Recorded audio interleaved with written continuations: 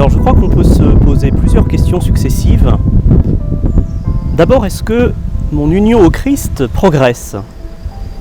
Est-ce qu'elle devient vraiment la perspective centrale, la trame de mon existence ? Ensuite, est-ce que cette union produit une transformation intérieure suffisamment profonde pour qu'elle se manifeste extérieurement par un changement du mode de vie, par des actes, par des comportements ? Si le Christ agit en moi, et si cela se voit à l'extérieur, alors c'est un excellent signe pour discerner une vocation sacerdotale. En effet, le prêtre est un instrument de la grâce et de l'amour du Christ, et il doit donc tendre à devenir transparent par rapport à lui, pour le révéler, le montrer aux hommes, et conduire les hommes au Christ.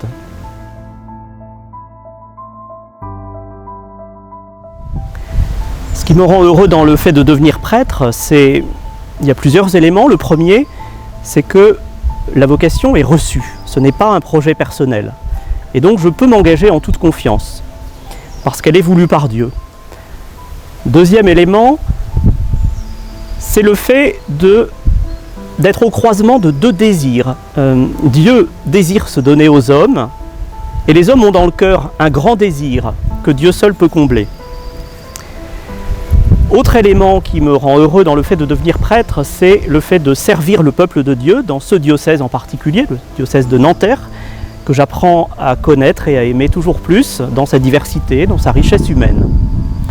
Il y a aussi des joies au quotidien, que je vis déjà dans le diaconat, le fait de transmettre la parole de Dieu, le fait de rencontrer les personnes. Alors, la phrase de la Bible que je retiendrai, parmi beaucoup d'autres, c'est dans l'épître de saint Paul aux Philippiens, au début de cette épître, il dit « Vivre, c'est Christ ». En fait, la phrase est encore plus concise, puisque dans l'original, il n'y a même pas de verbe. Il dit « Vivre Christ », comme s'il y avait deux points entre les deux. Alors je crois qu'elle est très profonde, cette phrase. Bien sûr, elle signifie qu'il n'y a pas d'un côté la vie et de l'autre le Christ. Elle signifie aussi évidemment que le Christ est le centre, le sommet de notre vie. Et je crois qu'elle dit encore plus. Elle dit qu'il y a la vie dans toute sa profondeur spirituelle, dans sa perspective d'éternité aussi. Et cette vie dépasse notre existence terrestre. Et cette vie, c'est le Christ. C'est-à-dire que cette vie-là, elle n'est nulle part ailleurs que là où est le Christ. Alors cette phrase de saint Paul, elle entre en résonance avec une phrase de saint Jean dans le prologue de son évangile. Lorsqu'il parle du Verbe éternel, il dit aussi « En lui était la vie ». Alors je conseillerais à un jeune qui s'interroge au sujet de sa vocation 3 choses. Premièrement, c'est de prendre cette question au sérieux, ne pas la laisser de côté, se donner les moyens d'y répondre.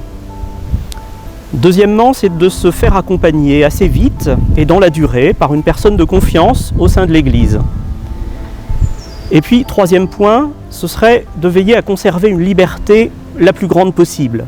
Et donc, vivre cette question dans le secret du cœur, mais ne pas trop en parler autour de soi.